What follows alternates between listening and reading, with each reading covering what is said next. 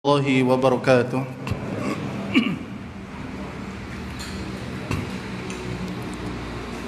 إن الحمد لله نحمده ونستعينه ونستغفره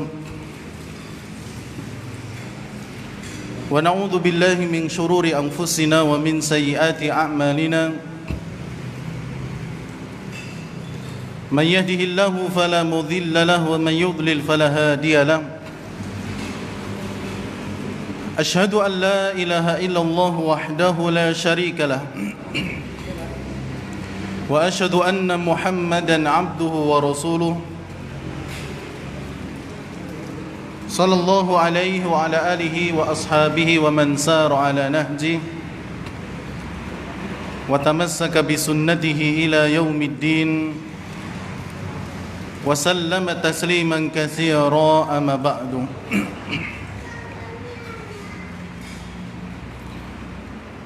قال الله تبارك وتعالى في كتابه الكريم: يا أيها الذين آمنوا اتقوا الله حق تقاته ولا تموتن إلا وأنتم مسلمون. وقال النبي صلى الله عليه وعلى آله وسلم: إن أصدق الحديث كتاب الله وخير الهدي هدي محمد صلى الله عليه وسلم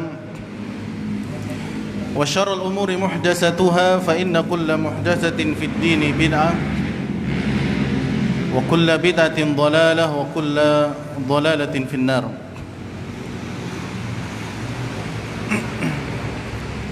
Ma'asyiral kaum muslimin wal muslimat rahimani wa rahimakumullah. Alhamdulillah, segala puji hanya milik Allah Subhanahu wa ta'ala yang telah memberikan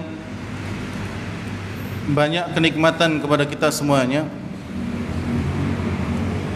sehingga kita bisa duduk dalam satu majelis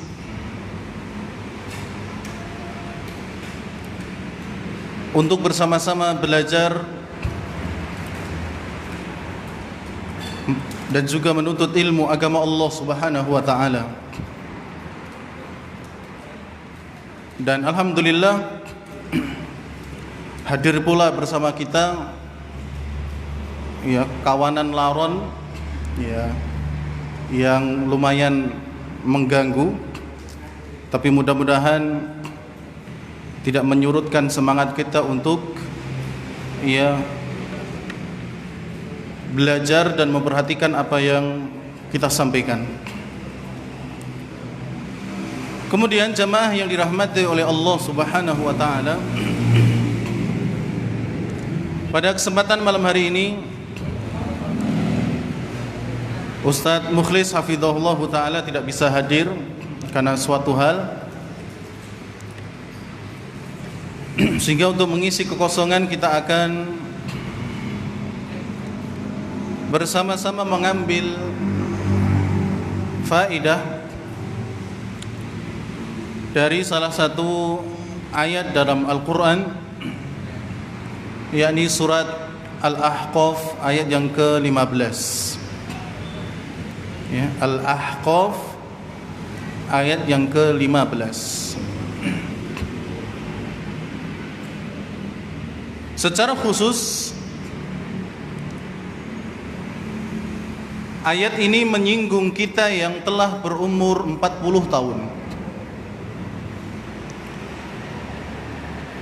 Dan kemungkinan di antara yang hadir kita di sini ada yang umurnya sudah 40 tahun, bahkan mungkin lebih.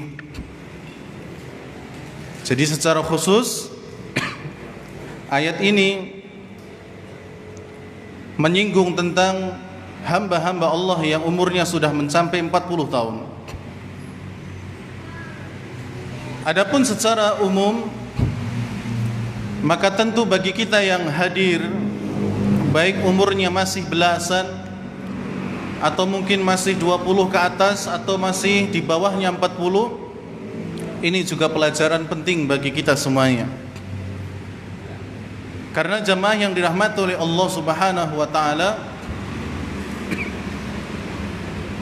panjang umur itu memang baik, namun jika diiringi dengan amal soleh. Sekali lagi, panjang umur itu baik, namun jika diiringi dengan amal yang soleh. Sebagaimana Nabi SAW beliau pernah bersabda, khairun nas man tala umruhu wa hasuna amaluh. Kata Rasulullah, sebaik-baik manusia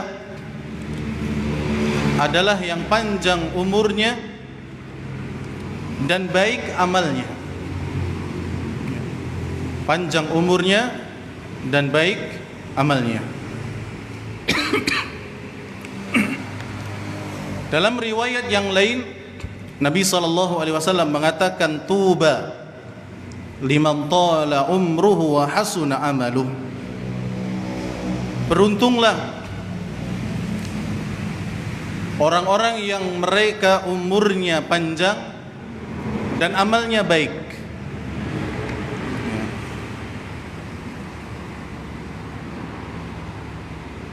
Sehingga jamaah yang dirahmati oleh Allah Subhanahu wa taala, kalau doa itu hanya sekedar panjang umurnya, ini tidak menjamin adanya kebaikan dalam panjang umur tersebut. Tapi bukan berarti terus juga nanti lagunya ditambah, ya, panjang umurnya, baik amalnya, ya jangan, ya, bukan seperti itu juga. Cuman apa? Panjang umur, amalnya baik, maka dia, kata Rasulullah, khairun nas. Dan beliau dalam riwayat yang lain mengatakan tuba, ya, sebaik-baik manusia dan keberuntungan, beruntung bagi mereka yang amalnya baik ketika umurnya dia apa? Panjang. Oleh karena itu jamaah yang dirahmati oleh Allah Subhanahu wa taala, kita akan lihat firman Allah Subhanahu wa taala dalam surat Al-Ahqaf ayat yang ke-15. Allah taala berfirman, "Wa wassaynal insana biwalidayhi ihsana." Dan kami telah berwasiat. Wasiat di sini maksudnya adalah perintah, ya. Dan kami telah perintahkan al-insana, kepada manusia, biwalidayhi ihsana, untuk berbuat baik kepada kedua orang tuanya. Jadi jamaah yang dirahmati oleh Allah, pelajaran pertama yang kita dapatkan dari ayat ini adalah bahwa siapapun kita, apapun jabatan kita dan berapapun umur kita, Allah Subhanahu wa taala perintahkan kita untuk berbuat baik kepada kedua orang tua. Walaupun kita ini sudah menjadi orang tua, maka kita pun tetap diperintahkan untuk berbuat baik kepada orang tua. Baik orang tua itu masih ada ataupun tidak ada. Mungkin akan ada pertanyaan, kalau masih ada, bisa Ustaz kita berbuat baik, tapi kalau sudah tidak ada, apakah masih bisa? Kata Nabi SAW dalam hadisnya menyebutkan bahwa di antara berbuat baik kepada orang tua yang sudah tidak ada adalah dengan memintakan ampun untuknya kepada Allah Subhanahu wa taala. Maka doa Allahumma gfirli wa liwalidayya warhamhuma kama rabbayani shaghira jangan pernah dilupakan, jangan pernah ditinggalkan untuk dibaca. Jadi ketika orang tua kita sudah tidak ada, maka doakan supaya orang tua kita mendapatkan ampunan dari Allah. Dan juga kata Rasulullah, termasuk berbuat baik kepada kedua orang tua setelah mereka mungkin tidak ada adalah dengan berbuat baik kepada saudara-saudara orang tua kita. Ya, kita punya Pak D, punya Pak Le, ya, adiknya orang tua kita atau kakaknya orang tua kita, maka hendaknya berbuat baik kepada mereka. Dan itu bagian dari kita berbuat baik kepada orang tua setelah mereka tiada. Maka jangan ada kemudian pemahaman bahwa ya saya ini sudah orang tua dan orang tua saya sudah meninggal, ya, sehingga berbuat baik saya dengan orang tua sudah tidak ada lagi. Nah, ini pemahaman yang keliru, tidak benar, ya, karena masih ada cara kita berbuat baik kepada orang tua sekalipun keduanya telah tiada. Apalagi yang masih ada, ya. Kalau yang sudah tiada saja jalan untuk berbuat baik kepadanya masih ada, apalagi yang masih hidup. Maka tentu banyak sekali cara bagaimana kita berbuat baik kepada kedua orang tua kita. Dan ingat ikhwani fillah rahimani wa rahimakumullah, sekalipun orang tua kita ini sudah lanjut usia, maka keadaan mereka pun seperti sebagaimana kita ketika masih kecil. Oleh karena itu banyak orang yang mengatakan bahwa orang itu nanti akan kembali seperti dia ketika seperti kecil, ya. Jadi dia sudah tidak mendengar apa yang kita ucapkan sebagai anak kecil yang masih kecil, ya, belum bisa mendengarkan dengan baik, enggak nurut, bahkan mungkin sering marah dan sebagainya, ya, apa-apa dilayani. Inilah mungkin dulu kecilnya kita pun demikian. Mereka yang merawat, sekarang kita gantian yang merawat dan berbuat baik kepada kedua orang tua. Kemudian jamaah yang dirahmati oleh Allah Subhanahu wa taala, di dalam berbuat baik kepada kedua orang tua, Allah Subhanahu wa taala letakkan setelah perintah untuk menyembah kepada Allah. Ya. Jadi dalam Al-Qur'an Allah meletakkan penyebutan berbuat baik kepada orang tua itu setelah beribadah kepada Allah. Perintah beribadah kepada Allah. Wa'budullaha wa la tusyriku bi syai'a wa bil walidaini ihsana. Ya. Jadi perintah menyembah kepada Allah, lalu kemudian diiringi perintah supaya berbuat baik kepada kedua orang tua. Ini menunjukkan akan besarnya berbuat baik kepada kedua orang tua. Demikian pula Rasulullah SAW meletakkan larangan durhaka kepada kedua orang tua setelah dosa besar, yaitu syirik kepada Allah. Ya, isyraku billah wa uququl walidain. Syirik kepada Allah termasuk perbuatan yang menghancurkan, dan juga uququl walidain, ya, berbuat durhaka kepada orang tua. Jadi ini juga memang Allah dan Rasulnya meletakkan berbuat baik dan juga larangan durhaka kepada orang tua itu setelah beribadah kepada Allah. Demikian pula setelah larangan berbuat syirik kepada Allah Subhanahu wa taala. Sekali lagi, ini menunjukkan bahwa berbuat baik kepada orang tua pahalanya sangat besar di sisi Allah. Sebaliknya, uququl walidain, durhaka kepada orang tua, itu termasuk dosa yang besar.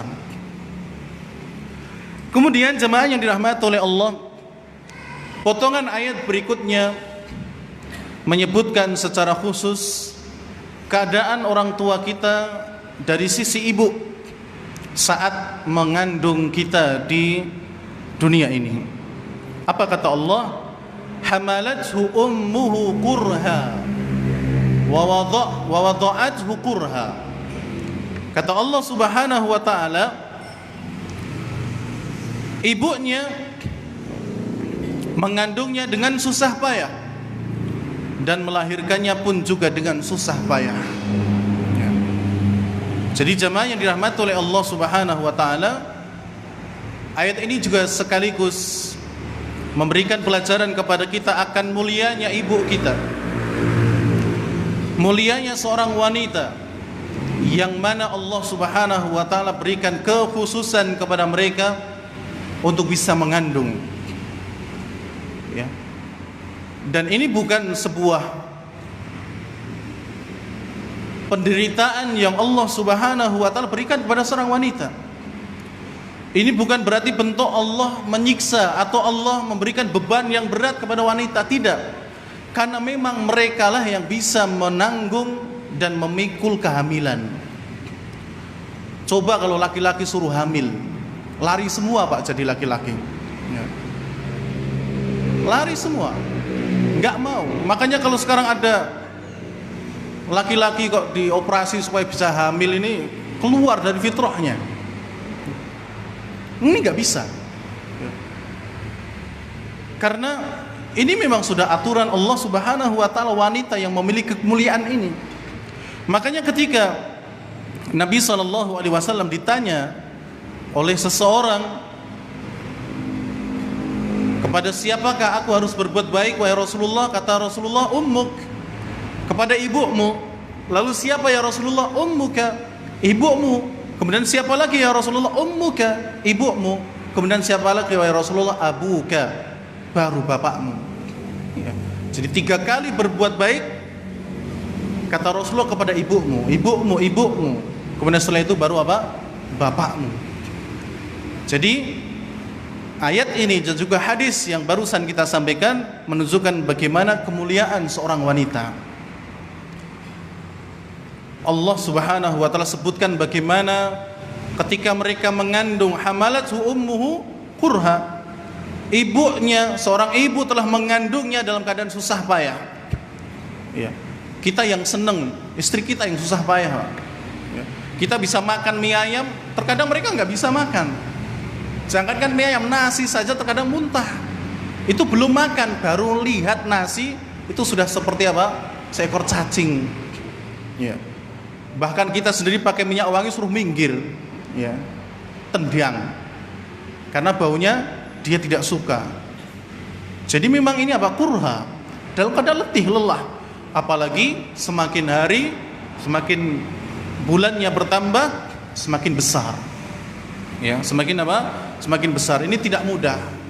Dan hanya mereka yang mampu. Sedangkan kita, jangankan hamil Pak, gendong 2 menit saja tangan sudah pegel. Ya. Gendong bayi yang sudah keluar 2 menit ditaruh di depan. Ya. Ditaruh di mana? Di lantai, karena sudah nggak kuat lagi. Tapi kalau ibu tidur pun bisa sambil gendong anaknya. Ya. Makan pun bisa sambil gendong anaknya. Masak pun bisa sambil gendong anaknya. Antum suruh masak sambil gendong bayi, lari juga kalau suruh gitu. Nggak bisa, susah. Tapi mereka apa? Bisa. Inilah kemuliaan seorang wanita. Allah Subhanahu wa taala berikan kekuatan mereka untuk apa? Bisa melahirkan. Tidak cuma ketika hamil, ketika melahirkan pun apa? Wa wada'athu kurha. Ketika mereka hamil pun juga dalam keadaan susah payah. Hamil tua, tidur miring tidak enak, melumah juga tidak enak, apalagi mengkurep. Ya. Tambah nggak enak lagi karena ada yang bayinya di bawah. Nggak enak Pak. Ya apalagi ketika sudah terasa ya ingin melahirkan. Kemudian ketika melahirkan, setelah keluar anak pun masih merasa sakit. Ya. Bahkan beberapa hari, bahkan mungkin beberapa bulan pun masih terasa, masih terniang-niang sakitnya. Ya. Karena ini memang ya luar biasa. Maka seorang wanita seperti ini ya kemuliaannya sangat besar di sisi Allah. Dan bisa jadi apa yang dia derita ketika itu ya mendapatkan ampunan dari Allah Subhanahu wa taala. Karena memang ya susah bagi mereka yang hamil. Kemudian jamaah yang dirahmati oleh Allah Subhanahu wa taala, ayat selanjutnya Allah Subhanahu wa taala berfirman, wa fisaluhu 30 syahra. Dan orang tua menyapih anaknya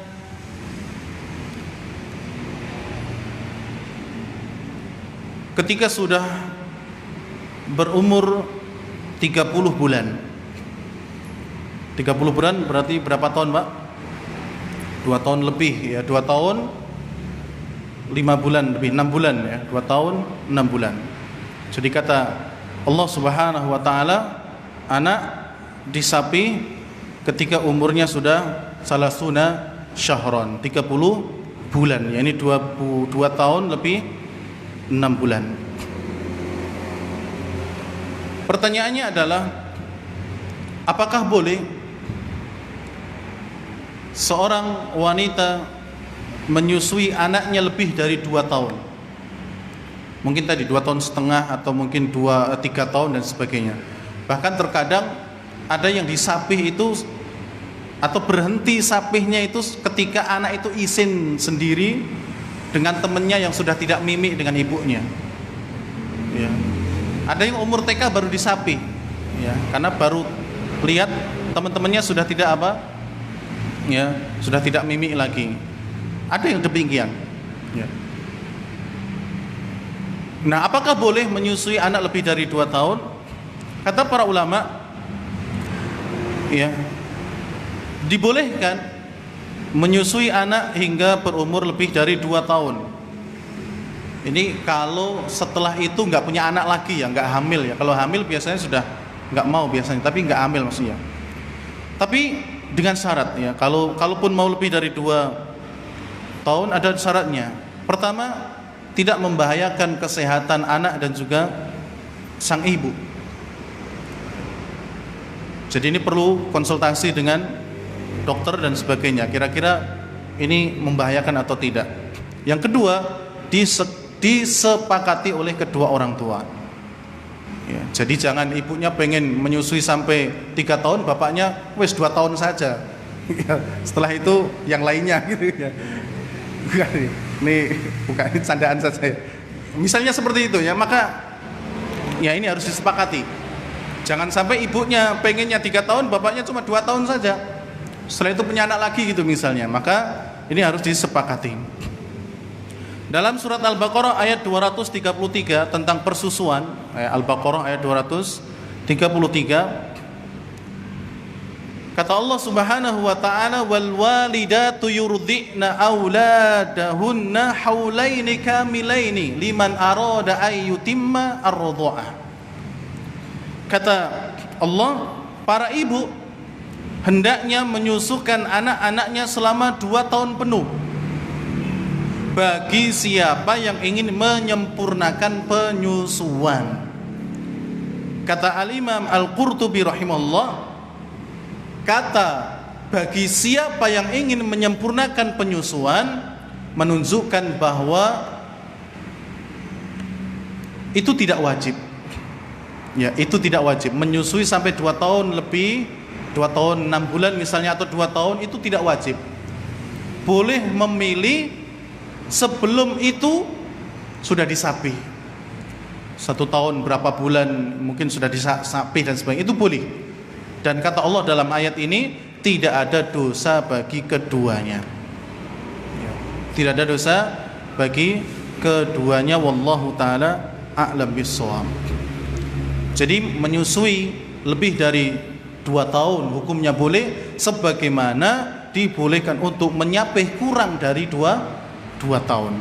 Tapi dengan syarat itu tadi, tidak mengganggu kesehatan sang anak dan juga sang ibu. Demikian pula disepakati oleh kedua orang tua. Kemudian jemaah yang dirahmati oleh Allah Subhanahu wa taala,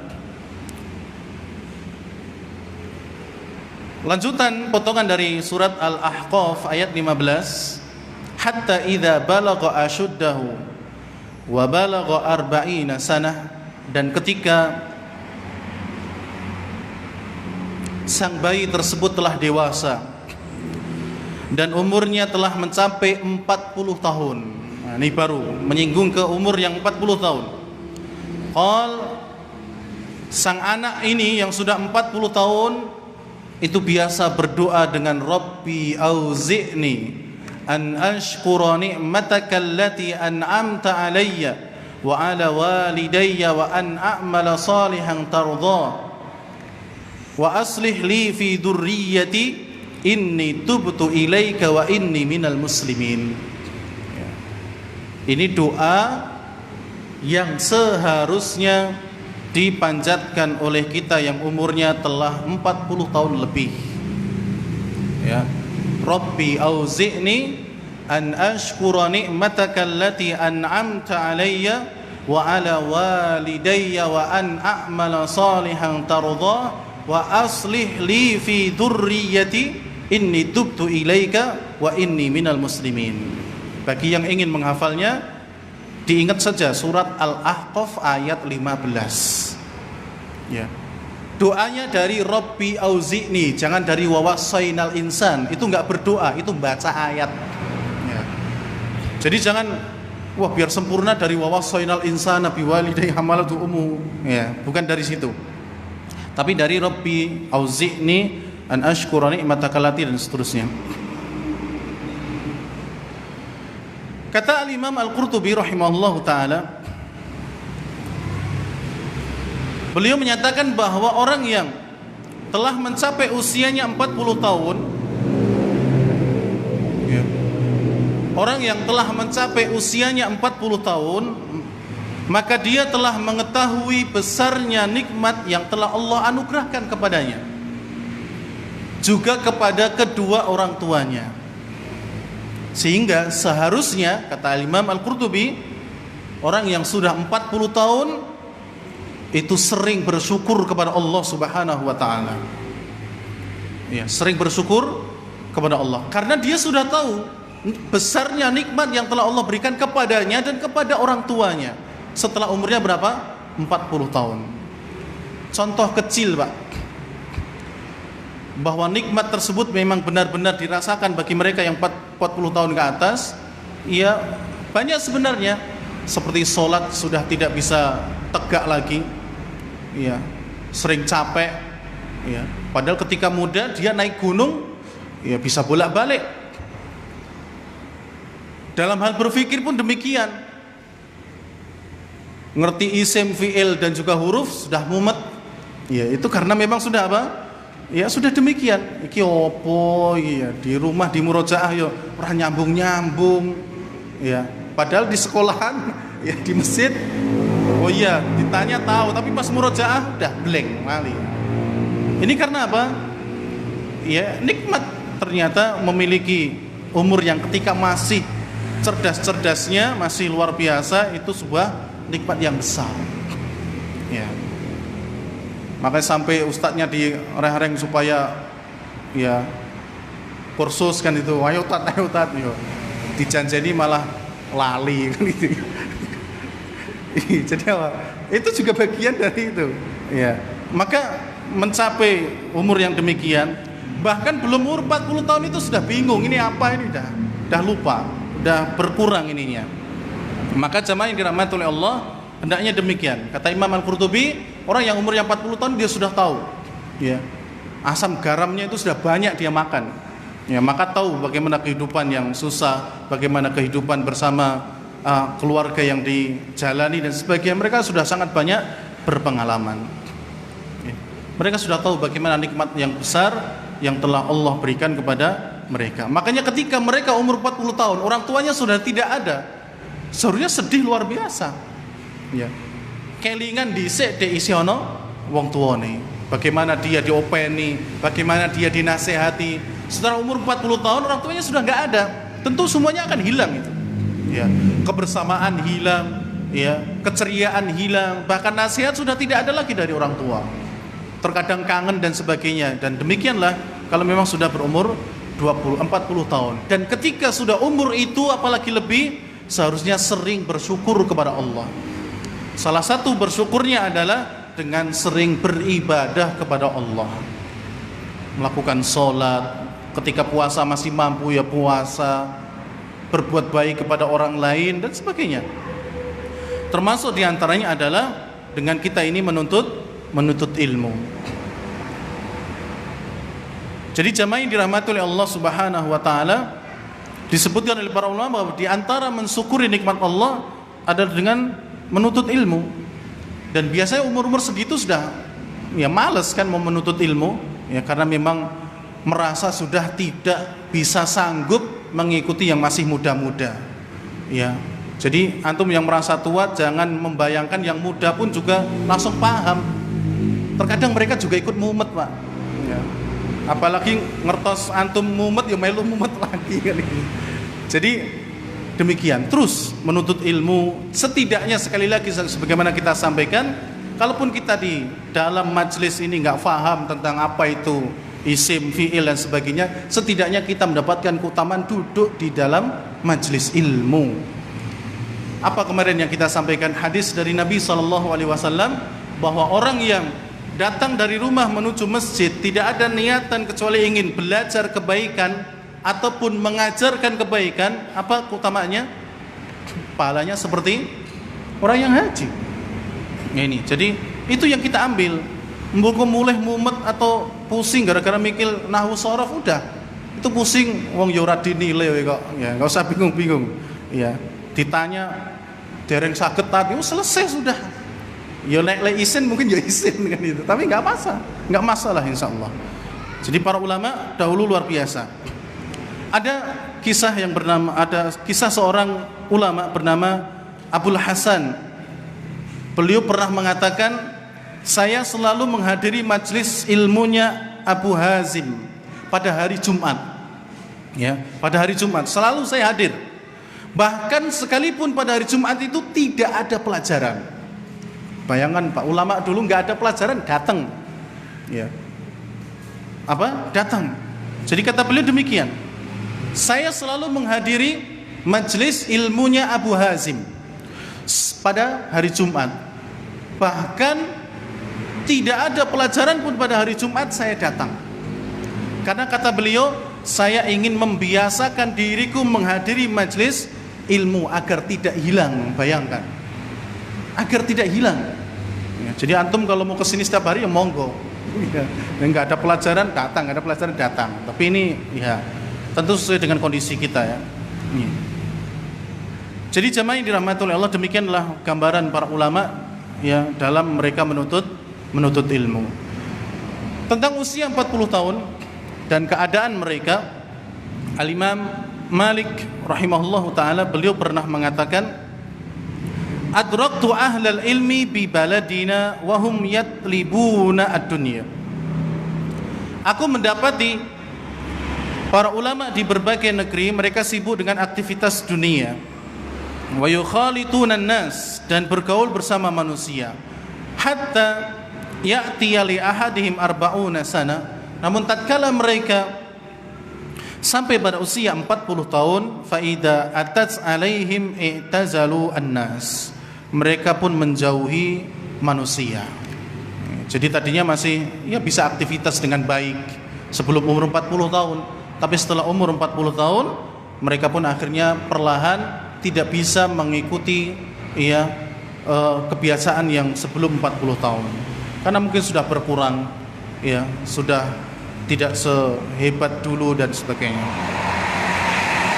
Kemudian jamaah yang dirahmati oleh Allah, bahkan Al-Imam Ibnu Katsir, dan seharusnya ini menjadi penyemangat bagi kita. Al-Imam Ibnu Katsir rahimahullah ta'ala, beliau pernah menyatakan bahwa seseorang ketika berada pada usia 40 tahun, maka sempurnalah akalnya, pemahaman dan kelemahan lembutnya. Ini jadi lemah lembutnya, kemudian pemahamannya, kemudian ya akalnya sempurna di usia 40 tahun. Ya, setidaknya ini apa? Ya ketika kita nggak bisa memahami suatu pelajaran, mungkin sekarang saya nggak bisa, besok bisa kan gitu. Ya, ini pemahamannya lebih baik daripada wah aku serai somas tak leren baik gitu misalnya. Daripada gitu, mending sekarang mungkin saya nggak bisa, tapi besok siapa tahu bisa. Ya, jadi pemahamannya telah apa? Telah sempurna. Oleh karena itu jamaah yang dirahmati oleh Allah, kata para ulama, tidaklah seorang nabi diutus, diangkat menjadi nabi melainkan setelah mereka berumur berapa? 40 tahun. Ya, baru mereka apa? Diutus. Karena ketika itu, makanya tidak ada nabi yang diangkat usianya belasan tahun. Ya, tidak ada, karena mungkin mereka karena seorang manusia memiliki sifat yang terkadang sifat pemberaninya lebih daripada tidaknya, atau terkadang memiliki sifat yang ya, akhir itu nggak muncul, maka Allah utus mereka ketika umur mereka sudah 40 tahun. Secara pemahaman, secara berbicara lebih sempurna dan lebih baik. Kemudian jamaah yang dirahmati oleh Allah Subhanahu wa taala, Terkait dengan umur, maka Nabi SAW telah menyebutkan bahwa umur umat beliau berkisar antara 60 hingga 70 tahun.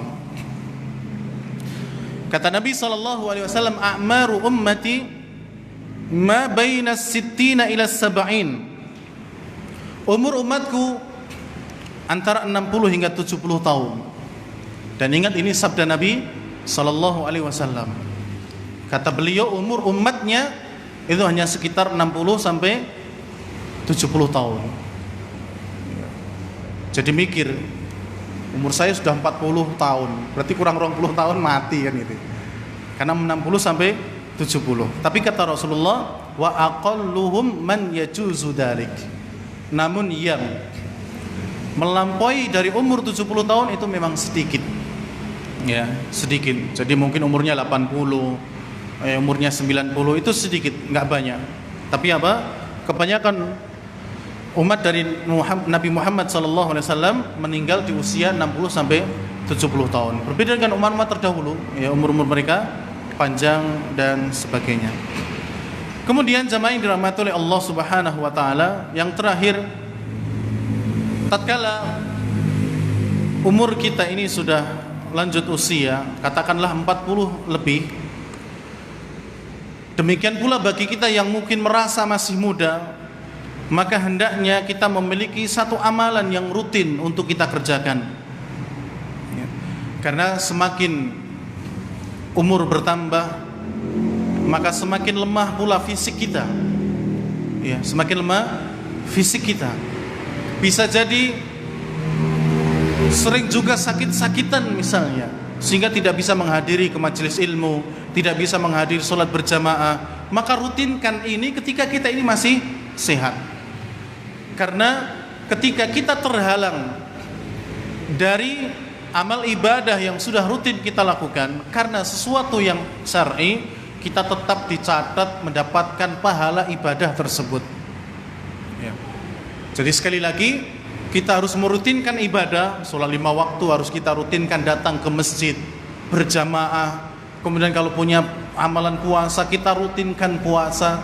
Kalau punya amalan kebaikan yang lain, kita rutinkan. Sekalipun hanya memasukkan kotak infak setiap Jumat, rutinkan, itu dilakukan.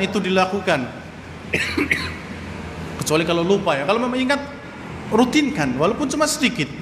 Siapa tahu ketika kita nggak bisa melakukan itu, kita tetap dicatat sebagai orang yang melakukan itu. Sebagaimana sabda Nabi SAW, idza maridul abdu aw safar. Apabila seorang hamba sedang sakit atau melakukan perjalanan, kutiba lahu mithlu ma kana ya'malu muqiman sahihan, maka dia tetap akan mendapatkan pahala, dicatat oleh Allah Subhanahu wa taala seperti keadaan ketika dia masih sehat ataupun ketika dia tidak safar.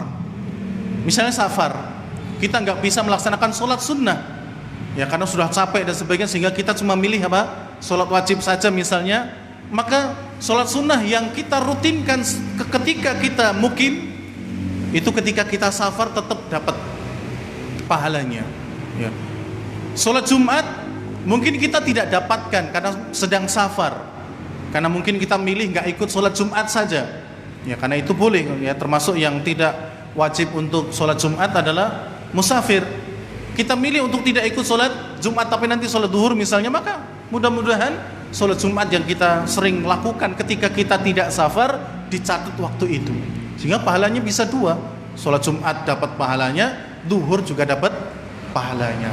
Demikian pula ketika sakit dan sebagainya. Kita tahu sakit sangat jarang di antara kita sakit kemudian sholat apa? Sunnah.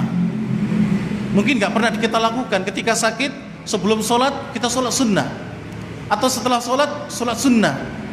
Mungkin jarang, ya. Atau bahkan nggak ada yang melakukannya. Tapi kalau kita kemudian punya amalan ini ketika kita sehat, maka ketika sakit akan tetap mendapatkan apa? Pahalanya. Dan ini kemudahan dari Allah Subhanahu wa taala untuk kita, sehingga dengan demikian hendaknya kita merutinkan amal ibadah yang kita sudah lakukan, istiqomah dan bersabar, karena sebagaimana dinyatakan oleh Al-Imam Asy-Syafi'i rahimahullahu taala, barang siapa yang tidak mau bersabar, berlelah-lelah dalam menuntut ilmu sekejap saja, sebentar saja, maka dia akan merasakan ya kebodohan sepanjang hidupnya. Ya, maka menimba ilmu memang susah.